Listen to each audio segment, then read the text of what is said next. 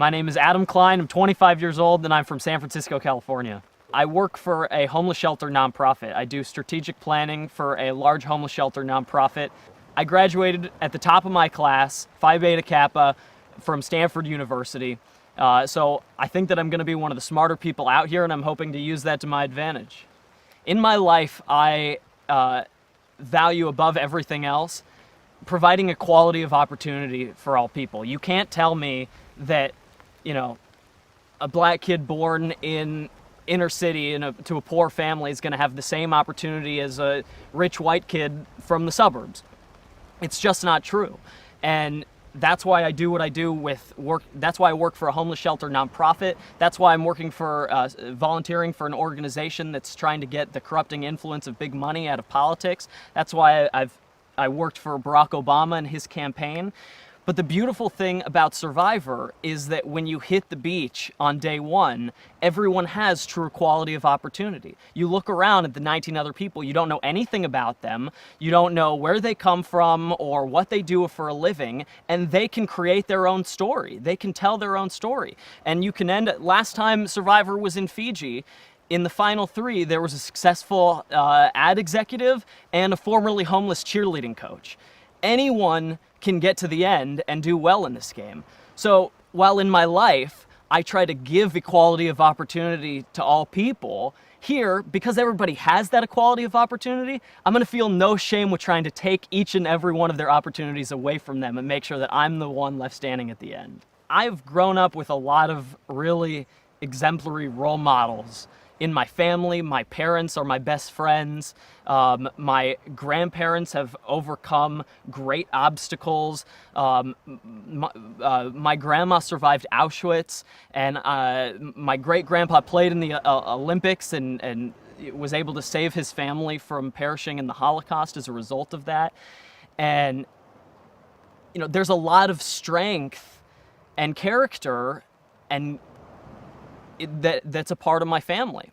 And so I think I've learned from my surroundings and from the examples that have come before me to give back, to be grateful for what I have, which is a lot, and to share those gifts and use my talents to help make the world a better place. I am not just a super fan of Survivor, I am a super duper fan. Anything and everything you could ever read, write, or do about Survivor, I have done. I've, of course, have watched every episode since I was 9 years old, but even when I was 11 years old, I started playing Survivor online. I would get into chat rooms and vote out strangers for no money at all, just for the joy of being able to play the game. And to be here right now and actually have the real life opportunity to play Survivor is the biggest dream come true. Like, for a super fan like me, it doesn't get better than this. I'm one of those people that's on the Survivor subreddit way too many hours a day saying, man, I'm jealous of those guys. I wish I was out there. And now here I am, and it's unbelievable.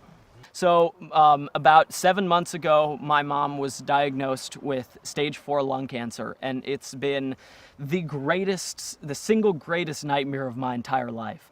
To have that alongside my biggest dream, my life doesn't feel real right now. I feel like I'm living in a surreal dream nightmare state.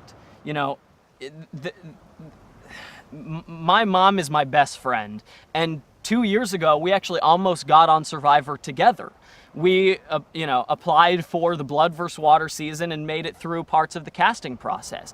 And at the time, she was the most physically fit woman you could possibly imagine. I mean, she was going to be the third oldest woman in the history of the show, and she was totally medically, capable and of thriving in this game.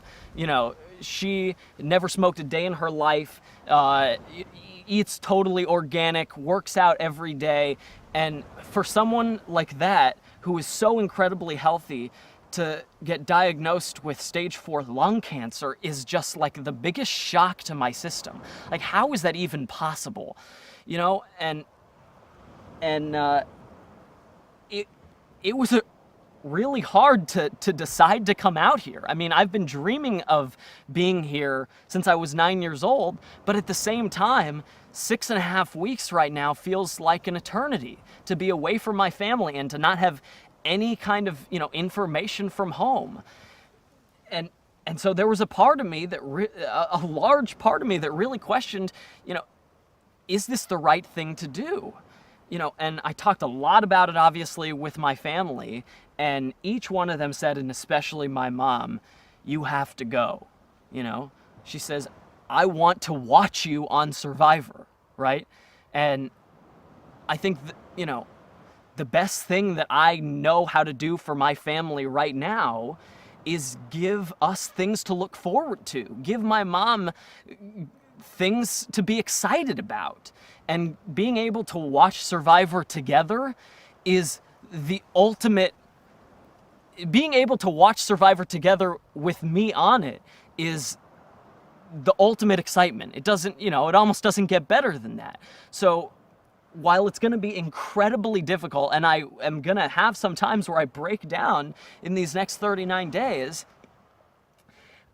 I know that I'm doing the right thing for my family. And I know that I'm bringing more joy to my mom and the rest of my family than I possibly could by sitting at home.